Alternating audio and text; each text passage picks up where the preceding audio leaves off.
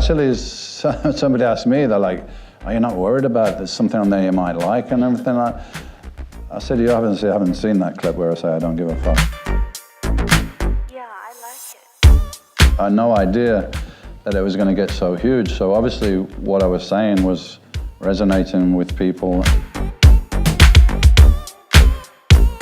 It's a story about someone who achieves such success and then makes the decision to go on the road less travelled. I think for all of us, that's such an inspiration.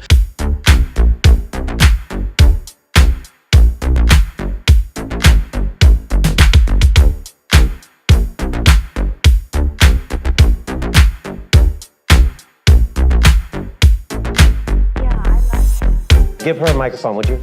Sorry. Very good friend.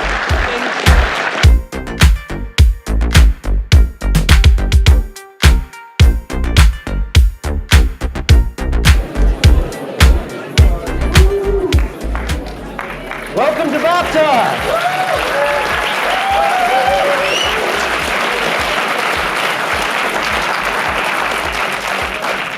And welcome to the world premiere of London Reel's very first feature film, Dorian Yates, Inside the Shadow.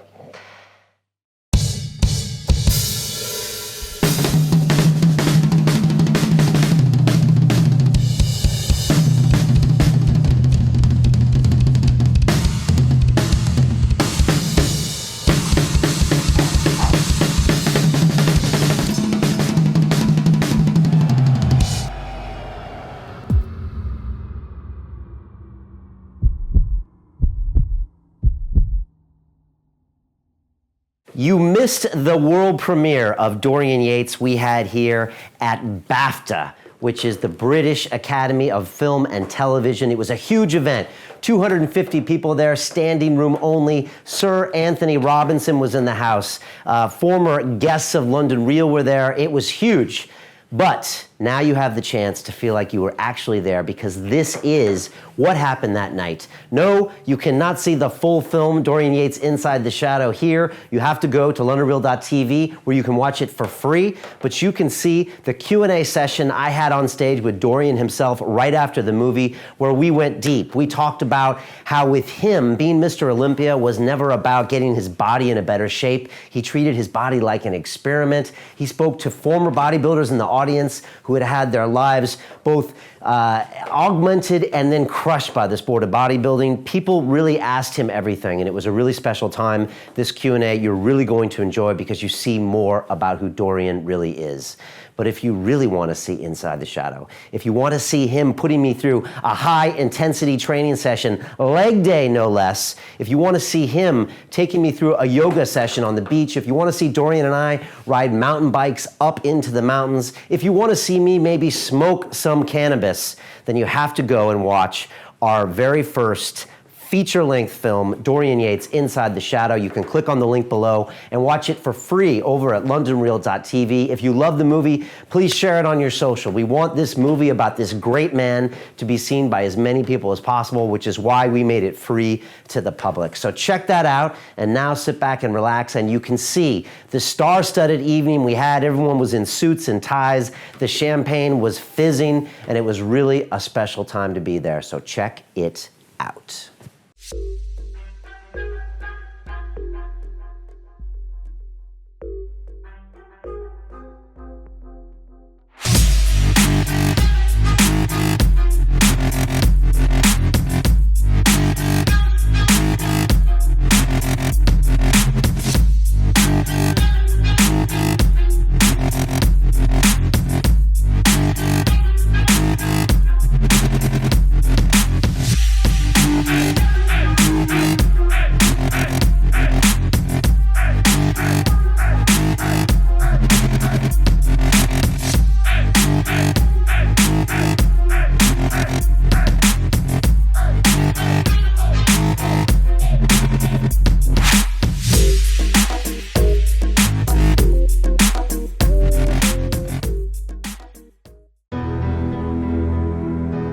Wasn't really my body.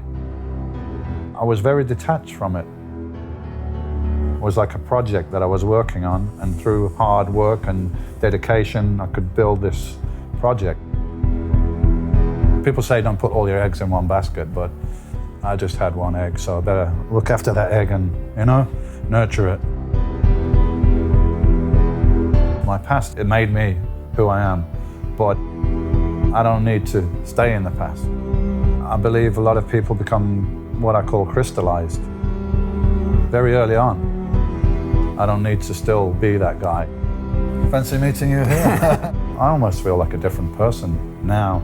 Now I feel really kind of getting to know who I am, what I am, and feel comfortable about that. But I'm 54 years old, you know, so I'm just starting to get there. Life is like a movie, you know? It's just a movie, it's just a game, and you're the director.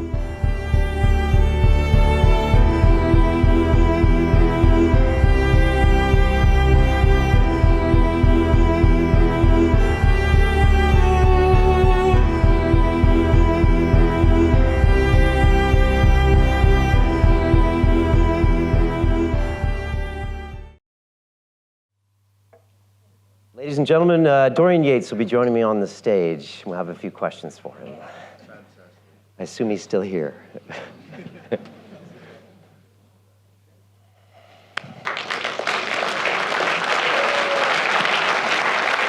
Thanks, great job, man. Brilliant, great job. I'm biting my lip. You're biting your lip. Maybe we can both bite our lips a little bit. Can everybody hear us okay? What'd you think of the movie? Wow, yeah. It's been a little emotional there, yeah. Yeah? That was a fantastic job, really, really happy with it. Of course, I haven't seen the movie before, you told everybody, right? Yeah. I just saw some clips on social media that looked great, but the finished product was amazing, yeah. Thank you very much, thank you. You're welcome, Dorian. We spent 3 days together down there, so you're probably wondering what we were going to put in the film, right? Yeah, you know, you do all this stuff over 3 days. Some of it I remember, some of it I don't remember, but as you said, I had total trust in you and the team, and you know, whatever I said, I don't give a fuck anyway, right? I want to get some questions from the audience in just a little bit, but I had to ask you, I still remember that day 4 years ago before you came to London Real Studios, and I remember you tweeted out the night before, guys, it's about to get real, and to your audience, and I was like, whoa, this guy's coming over to do something the next day, and I just was wondering, why come into London Real that day? Wow, it's amazing how, you know, from that day I walked in, I mean, because I didn't know the podcast, but I liked the name, London Real, you know, and I don't know how the communications came across, but I knew it wasn't going to be another just bodybuilding interview, which I'd done thousands of, which is great, you know. But I was interested in maybe doing something a little bit different, and I got the sense that it would be, and the name London Real. And then we came in, there was you and Nick, and I don't even know how the conversation started. I think it was Nick. I don't even know how he got there, but he was like, oh, wow, you know, I'm thinking of doing this thing and try this ayahuasca stuff. And I was like, ayahuasca, I'd done that before, and I'd done DMT, and that's, you know, and you asked me, would I mind to talk about that on camera? I asked, what's the name of your show again? You know? So you were ready just to talk? Yeah, it was great for me to be able to talk and get my points of view across on subjects that were not at all, at some points, bodybuilding related, you know, which usually the press, I'm Mr. Olympia, so of course they're going to want to talk about bodybuilding and all it entails. But I was glad to have that opportunity to express my views and opinions on other things that were becoming important to me, you know. And you really started feeling these vibrations coming back at you the following year. Absolutely. You know, actually, you know how I started meditating? There was a viewer from that watched London Real, and he sent me a lot of video, a lot of DVDs and stuff like that on meditation. It was actually his stuff that I started doing. So I actually started meditating because somebody that was into meditation watched London Real and thought I might be interested in, right. You know? Yeah. So it helped me along my journey as well. And then when you came back 2.5 years later, you started talking about vibrations, and then I started thinking about my own vibrations. Well, that's that's the way it works, right? That's what we're trying to do, like some kind of domino effect, you know? Maybe I just tipped you and then you tipped somebody else and so on, like the whole domino thing that we can somehow make the world a bit better, you know? And now you've got me doing yoga. There you go. And what do you think the reaction is going to be? There's a lot of big guys here tonight. What will the bodybuilding community say about this? I don't know. You'd probably have to ask them, but I think the people from the bodybuilding community feel proud of me because I'm going out there and I'm articulating things, and perhaps people don't expect that from a bodybuilder. Perhaps you didn't expect it. Yeah. So I think the people from bodybuilding will be generally proud of me, you know? I believe so. I don't know. You have to ask some of the guys later. I'm going to ask them shortly. And when you heard we were going to do this big premiere in London, you were game for it right away, weren't you? Oh, yeah, I thought it was a great idea, but honestly, I didn't vision it being in the BAFTA theater and everything like that, as professional it has been. So thank you very much for, you know, doing such a good job. I'm very proud of the end product. Good. Everybody I mentioned, I bumped into, when they found out that you hadn't seen it, they were like, I couldn't imagine. Well, actually, somebody asked me, they're like, are you not worried about there's something on there you might like and everything like that? I said, you haven't seen that clip where I say I don't give a fuck. It's like, whatever I said it, you know? Like, I don't, and I noticed, that's why I told you on the message on Facebook, Brian, just trust. Because I walked into your studio, we didn't know each other. We didn't have a script, we didn't have an agenda, I didn't look at the questions. It was just off the cuff and it was genuine and it was natural and it was real. And I could see you getting a little bit nervous because obviously you invest in time and money and a crew, and then you come all the way to Spain now. This is a big thing, right? It's not just in the studio. So I could sense that you were getting a bit nervous and you were trying to like plan things, and I was trying to like, no, yes. Brian, I'm not planning anything. You just get yourself here, because if we start planning it and discussing what we got to do, or I might know what you're going to ask me, my reaction might be different. Because I've already been thinking about the questions. I didn't want to know anything. I didn't want to know what you're going to ask me, because then you get my genuine, spontaneous reaction, and I think people can feel that. They know the difference between something that's spontaneous and natural and something that's scripted and planned. People can feel that, you know. I'm a bit of a micromanager. And so before I went down to Spain, I was like texting Dorian every couple of days, okay, so we're coming then, and we're going to come on the night, and then we're going to stay till the 6th, and back and forth, and finally Dorian just wrote back, trust. Yeah, just get your ass here and we'll do it, that's it. Yeah. You know? Yeah. Why did you take out my entire crew with the weed? Well, I wasn't just me. I thought they'd been working hard and they deserved a break. And, you know, I didn't exactly hold them down and make them smoke the joint. They did it voluntarily. And we were, just to let you know the story, it was the last day. We finished everything, which I was conscious of, like, you know, because you never know how people are going to react. So I said, okay, we'll finish everything. Brian's going to smoke first. And when the crew is finished, I just offered the guys, hey, if you want to, now you've finished work. Are they finished work, Brian? Are they off the clock? He's like, yeah, they're off the clock. Okay, guys, if you want to, but no more than 2 puffs each. And okay, they did all that. And I said, it would be really nice now, because we finished the movie. We've all been on work mode a little bit. Finished the movie. Let's all go have a nice dinner together and we can relax. So me and my wife and my friend, we're in the restaurant and we're like, where's Brian? Where's the crew? I'm trying to call Brian, I'm trying to WhatsApp him, I'm getting nothing, yeah? And Gal said to me, don't you realize what's happened? I'm like, what? You've just fucked them all up. I'm like, no, surely not, surely not. They had 2 puffs, I mean, come on, 2 puffs. Apparently they were lying on the beach for a couple of hours, so. Yeah, so we were supposed to have dinner afterwards, so I had the 2 puffs. By the way, my girlfriend didn't want my daughter to see that, but now the cat's out of the bag. So we will be talking about cannabis later. My daughter's here. Yeah, you know? This is an education process. So yeah, I had the 2 puffs. I thought one I was going to go ahead and get away with.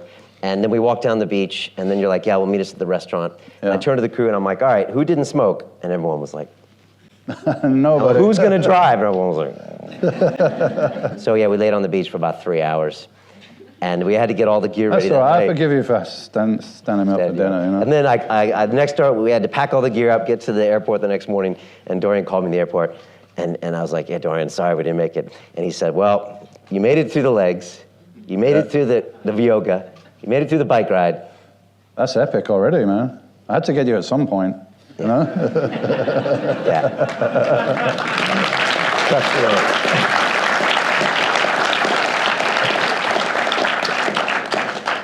And so what are we going to do next? I don't know, man. Whatever flows, you know? I mean, that would be hard.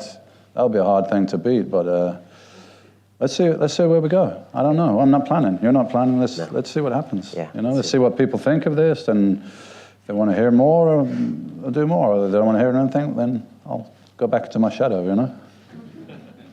Thanks for having me down there in Spain. Oh, you're very welcome. You see right through me, so you see that I need some of you, you know? And I think you see me, as I said, micromanaging, over-planning, over-stressing. And then, but then with the show, I can relate to it, you know? Can relate. I relate to it because I used to do that. Right. That was, you know, trying to be the best in the world. I was like a military strategic. Everything was planned, you know? The whole day, week, month, year was planned out. There was nothing spontaneous about what I was doing at all. I felt like I couldn't afford that, you know?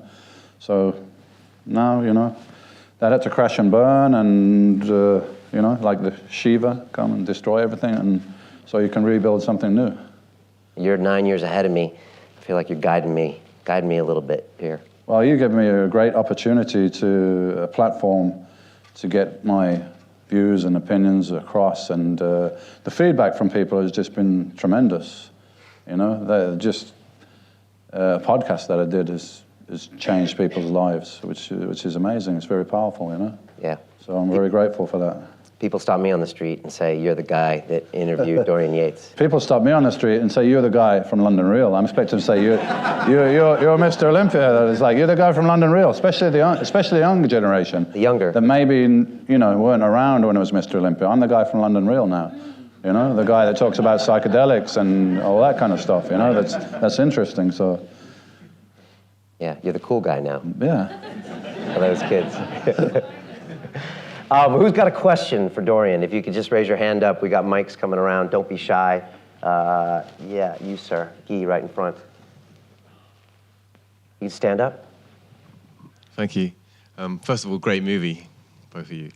You mentioned about meditation later on in your life. How different do you think your life would have been had you started practicing meditation from an early age, especially in the lonely years of, you know, that solo weightlifting career? Well, I don't know. I mean, you know, you'd have to go back with the young Dorian and do the whole process again. But there was a degree of meditation, as we covered in the film. That was like, when I went to the gym, I mean, literally, I just had white noise around me. You know, there's the bodybuilding fans in here, they know about the Blood and Guts DVD and video and everything like that. If you ever watch that, you'll get a headache because my training partner is screaming and shouting. But literally, I didn't hear that when I was training. Just sometimes you just go into a different world, which can happen if you're under extreme stress and effort. I actually remember it happened to me when I was about 13 years old. I did a charity run around the track, and it was going on and on and on. Everyone was dropping out. Eventually, it was just me. And I just went through something. I didn't feel anything. I didn't hear anything. And I just kept going and going. And then eventually the teacher was like, Dorian, you got to stop because I need to go home, you know? So there was some degree of meditation there. And there was always something in the back of my mind. I was interested in that, but I didn't really know, you know, what is this thing? You just sit there and what do you do? I didn't know. But after the London Real, people started sending me stuff, and I started looking into it. And I think it's amazing. It's like I check out of here, you know?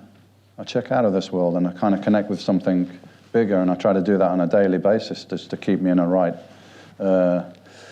vibration, if you like, or frame of mind, or whatever it is. And I find it is tremendously helpful. I'd recommend it to anybody. And does that inspire you to do your own podcasts? I don't know, because I think Brian was trying to twist my arm to do a TED talk one time, you know. But I don't like to plan things. You know, if I got on stage and did a planned speech, I just don't feel it's me. It doesn't go well. So I have to be spontaneous, and I react very well to somebody just asking me off the cuff questions. So I'm happy to be a guest at this point, but who knows? It's possible. Thank you, Jay. Thank you. Which interview that you watched of your younger self up there was the most surprising to see? Did you remember doing those interviews? Yeah, I remember all the interviews are from Mr. Olympia, basically, because it's the only time you can catch me on camera, because I didn't want to be on camera. And that comes across as well. I just, you know, listen, I just want to get on stage and do my job and compete. I don't even want to talk. I didn't do speeches after the Mr. Olympia. Being able to speak, and hopefully fairly well, is something that I've developed since I was bodybuilding, you know. I was very good at doing seminars, explaining what I knew about, what was my speciality, but I wouldn't be confident enough to talk about any other subjects, you know. So I was very reluctant to be on camera. And Joe Weider, who, you know, is a legend in bodybuilding. He was a magazine publisher, and he's the guy that brought Arnold Schwarzenegger to the States and all this stuff. I mean, he was the head honcho that ran everything in bodybuilding. And he got me under a big contract, you know, pretty good money. And he tried everything to get me to smile on camera. And in the end, he's just like, just do what you want, you know, basically, which is what I do anyway, you know. Did we accurately represent your leg day training session? And were you secretly trying to get me to throw up? I try to push people to their limit, or help them understand where their limit is not where they thought it was, that they can always do a bit more. And I thought it would be good effects for the camera if I get you to throw up. That would have been great. But unfortunately, you're too fit, man, you know. I saw black spots there, but I covered it really well. I saw you wobbling a little bit at one point. You went a little grey, bluey, greeny color. And I thought, he's wobbling, but he pulled through it, you know. Is there another question out there? Raise your hand. Yeah, go ahead, Marianne, right there. There's a microphone right there. Can you stand up? Totally awesome movie, very genuine. Thanks for making it. Very impressed. Dorian, you seem to have this anger, this hunger, this passion and ambition in life. What's your next challenge you're sorting out right now? I don't know, you know, I got different challenges. Right now, what's in your I have mind? my business challenges, and then I have this, you know, other challenge to develop and understand myself more spiritually. So there's different aspects to challenge, but I don't have a challenge like I used to, you know, in the physical world. I want to be the best in the world. I've already done that, yeah? I don't have a challenge to, you know, I don't have the ambition to be a movie star or a multi-millionaire or anything like that, you know. My challenges are more spiritual now, to try and understand that and develop that side of myself and life and understanding and help other people. I mean, that's what that's all about, you know. That's why I did the interview with Brian. That's why I did the movie.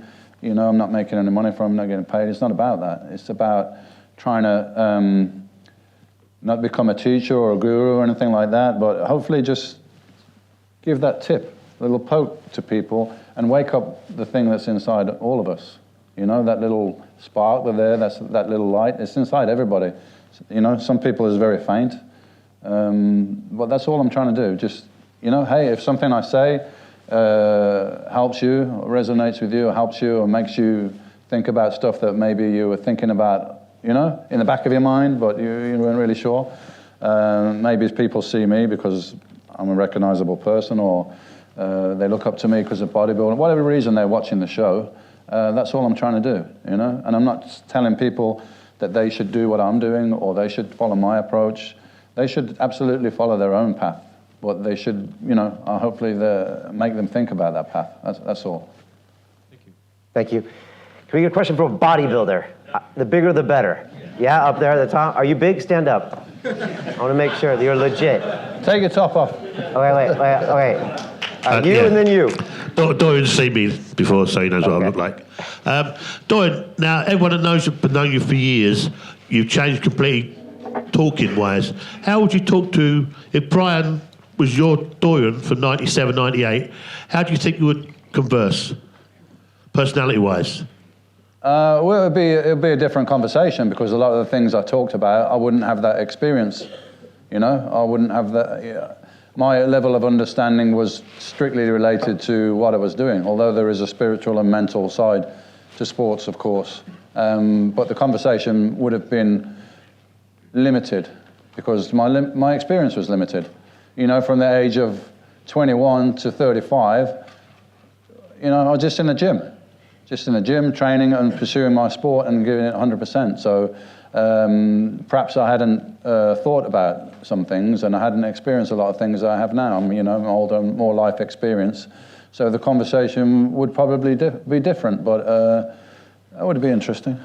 But yeah, it would be different, because I've got 20 years more experience now, 20 years more mistakes, and 20 more years of learning and so on. So I think that's what comes across in the interviews. And of course, there's some chemistry between the person that's interviewing you, you know. I've done interviews with people and nothing great's come out of it, because I don't feel that they're asking me the right questions, or the chemistry's not there. And Brian's a very skilled is it interviewer? Is that the right word? I don't even know what the word is. Conversation. I hate that word, but yeah, I don't know what the word is, but whatever he does, he's very good at it, because he doesn't interrupt you, which a lot of people do, or he doesn't try to put across his point of view or his opinion. He strictly pulls it out of you and sits back and lets you talk. So I think that's great. I think Brian's great at his job. Sitting alongside me, we've got a former pro, John Hodgson, and again a well-known bodybuilder, Justin House. So I'm sure they'd like to say a few things. Brian did ask the question, what bodybuilders or people from the bodybuilding community are going to think about this movie and what comes across. So I'll let you guys say something then. Hi Dee, it's Justin. I speak for, hopefully, I'm retired now, as you know, but I'm so proud of you, mate. Every British bodybuilder, past, present and future. I'm 45 now. I remember seeing you, Brian, Bachelor, brought you down, yeah. Jan, 93, after your Helsinki, 92 maiden win. Watching you, seminar, just, you could hear a pin drop. It was literally, you know, and Brian had to say, can someone clap? Yeah. Because you came out, Jan 93. Yeah, either I look really terrible and everyone's in embarrassed silence, or they're just shocked. You were 242 at Helsinki, and you came out heavier, and we know what happened in Atlanta in 93. That was, you know, and we know what a difference a year made between 92 and 93, right? The black and white shots, and obviously John next to me. Good memories, chemical warfare. So it's with great pride.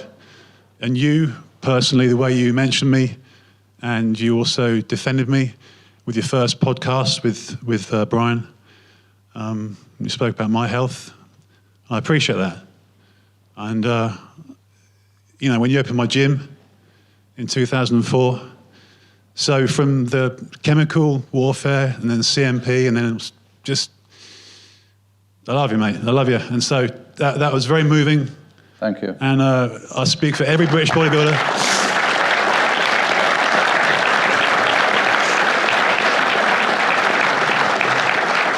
Honestly, you're, you know, as a 20-year-old, I looked at you, I was a fan, and now you're my friend. So thank you.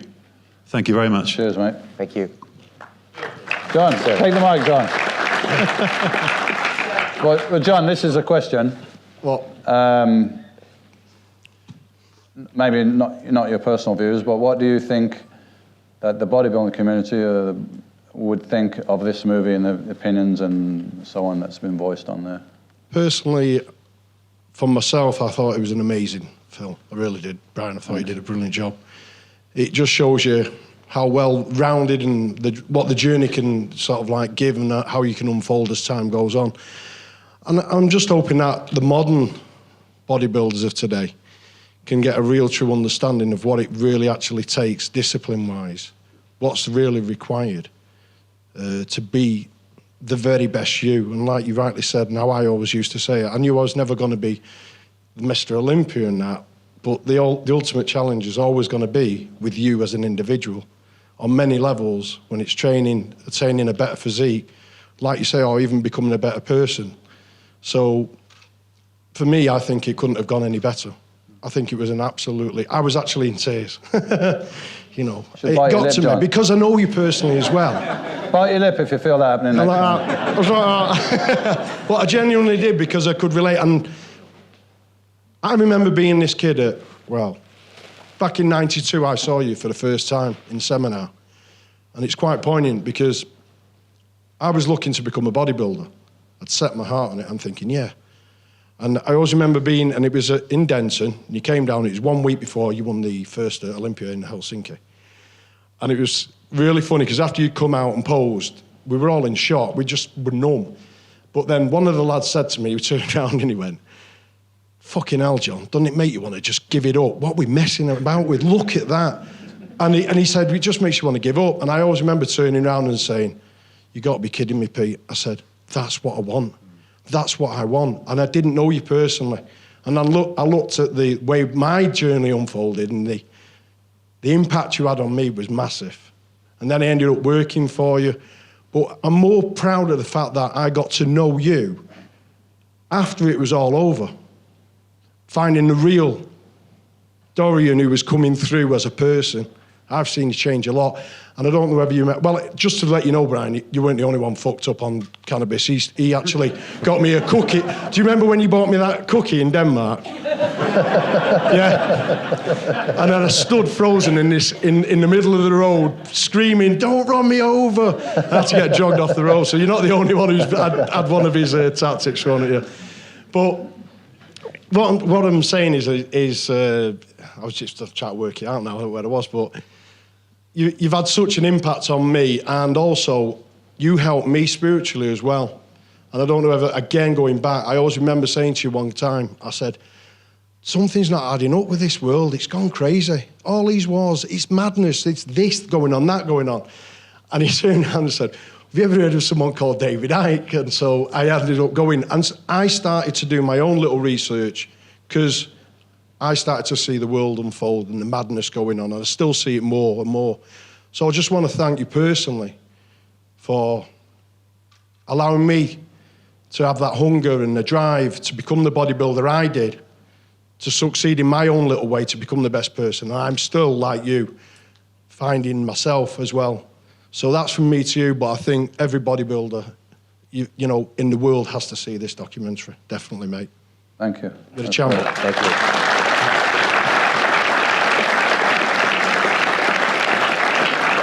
I want to hear from Gemma. Can you give Gemma the microphone? Can you stand up and give this lady here the microphone? Yes, please stand up. She wouldn't put a microphone on, and she asked me if she'd have to speak, and I promised you she wouldn't. Okay, good. Here, give her a microphone, would you? Sorry. And stand up, please. Dorian, can you introduce her to everyone? Yes, this young lady is a lovely Gemma, who was on the movie and is my yoga teacher, but more than a yoga teacher, is my very good friend.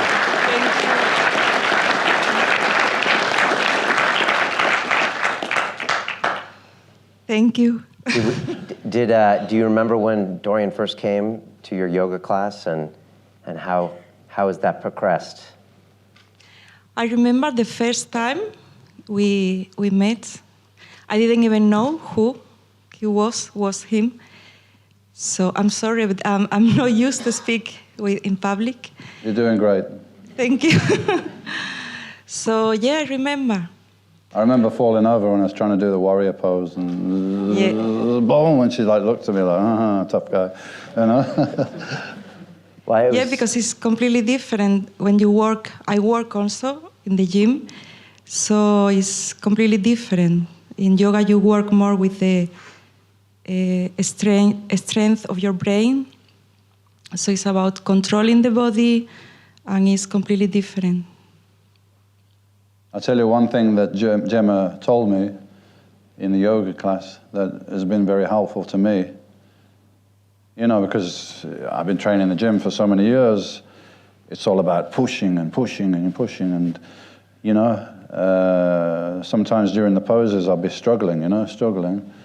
And she'd tell me, you just got to, like, try to relax and concentrate on your breathing, because the pose that you're trying to hold is like life, you know? It's sometimes going to be very difficult and stressful. But what are you going to do during that time? Are you going to panic and, you know? And it's just going to make it worse, or you can just breathe, and nothing lasts forever, you know? So doing the poses is a bit like life, you know? How are you going to handle it when it's getting hard? You just go with it and breathe, and, you know, when stressful situations happen to me, I always remember that. Muchas gracias, Amena. Muchas gracias. Thank you. The yoga sequence,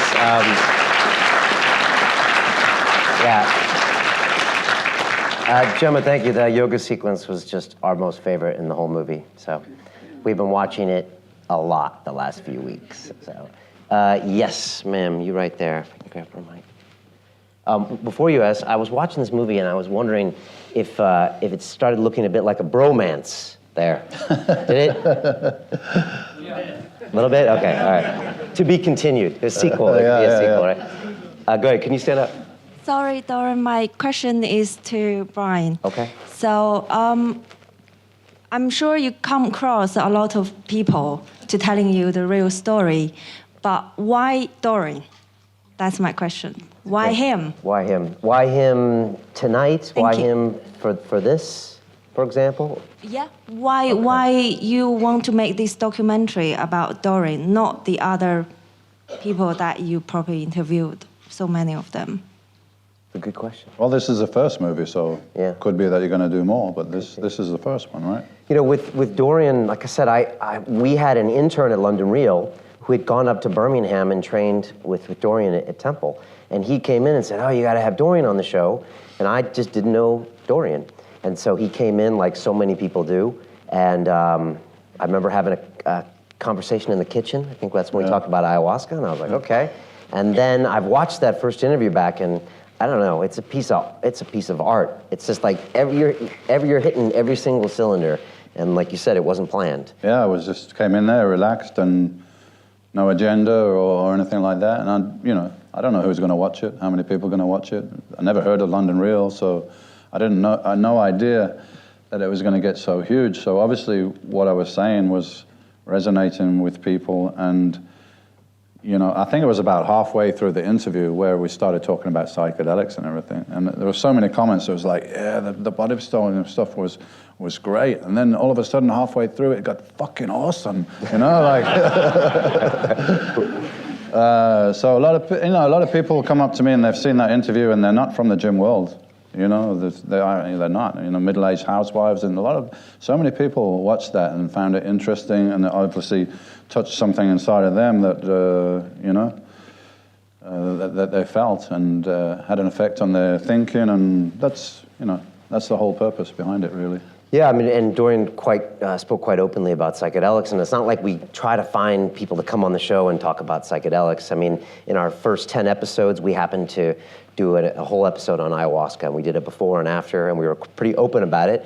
And then Dorian, after the first interview, he's like, yeah, we got to smoke DMT sometime, and then he disappeared into the shadows. Yeah. And so I ended up doing a before and after episode, and it was very controversial, and I didn't know what was going to happen, but it was honest. And so we did that. But so many guests come on the show, and then they say, Brian, I've done ayahuasca too. And so many people are still in the closet when it comes to these kinds of things. But a lot of very famous people, from Steve Jobs to other people, have had some experiences here. And so the fact that Dorian will talk about it openly is really refreshing. But really why I have him on is because the one thing he said at the last 10 minutes of the interview, what's he trying to do? He's not trying to open the next 100 gyms. Yeah, he can do that if he wants to, but he's trying to change himself. He's trying to learn. He's trying to figure out what's going on out there. Maybe it's not what we've all been told. Maybe who we think we are isn't what we've been told, isn't correct. And he's constantly questioning himself. And that's why I like people like that on the show. And Dorian just embodies that. And he's constantly changing. I mean, that all happened in 4 years. That's crazy. Imagine the next 4 years. That's a serious change. I grow a big, long beard. And so it just seemed so obvious, and Dorian was always welcome. And to be honest, he's mentoring me without me knowing it. So he said, why don't you come down to Spain, Brian? So honestly, he's helping me on my journey. And he's tricking me into doing it by thinking I'm having him on my show. But I think he's teaching me a lot of things. And I need to learn how to calm down. And I need to learn how to go with the flow. And I'm doing yoga now, and I'm not smoking now. But you know, I'll never smoke again, man. Give you another 4 years. So if that answers your question, that's why Dorian keeps coming up. And he resonates so much with our audience, it's not even funny. And I just think it's because he's constantly questioning things, and nothing is taboo, and everything is worth questioning. So. Are you going to do the next one? Well, you know, what we want to do is tell fascinating stories of incredible people that can inspire us all. And so I was talking with the guys. We spent the last 3 weeks, I must have seen this movie about 500 times. And we watched it and watched it. And someone said, Brian, what do you want to happen tonight? And I said, I want everybody in this place to see something in this movie and to walk up afterwards to Dorian, whether they're a housewife or a 12-year-old girl or anyone, and say, man, I can change myself. Here I am, I think I'm a 45-year-old housewife, but I can be whatever I want. And like, that's what we're always looking for. So anyone I can speak to that gives you a message that might make you question what you're doing or what we can all do together, I'm in. And Dorian just happens to be the perfect guy for that. Yeah? Okay, let's go. You, sir, Rue. We can get him just a microphone down here. A lot of questions. Yeah, great. It'd be shitty if we're sitting up here and no one wants to answer any questions. Can you stand up? And you tell us who you are? And speak in the mic. Right, my name is Rue Wickman, and my question to you, Dorian, is about the post-Mr. Olympia depression that you mentioned. And I believe that in the fitness industry, it's something that many, many people go through once they decide to pack it in, whether it's from an external factor, like happened to you with the biceps injury, or if it's more of an internal shift, which is something that I've been dealing with myself as well for quite some time, to be honest. I've managed to get a pro card with the WBFF, and then kind of I just realized that I'm not really going to make it on a pro circuit. And how did you deal with like letting go of the former self at that time, which was many years ago when you wasn't exposed to things like psychedelics or meditation or yoga? And obviously you said you did a lot of partying, which didn't help because you said you can't really replace that. And even the other things that could potentially give us some teachings, including psychedelics and meditation and things like that, it doesn't necessarily always work. Or if it does, then only for a very short time. And how do you integrate those lessons, or are there other ways to overcome it and destroy the ego and move on? Well, the thing is, what I realized, you know, it's not just the fitness industry.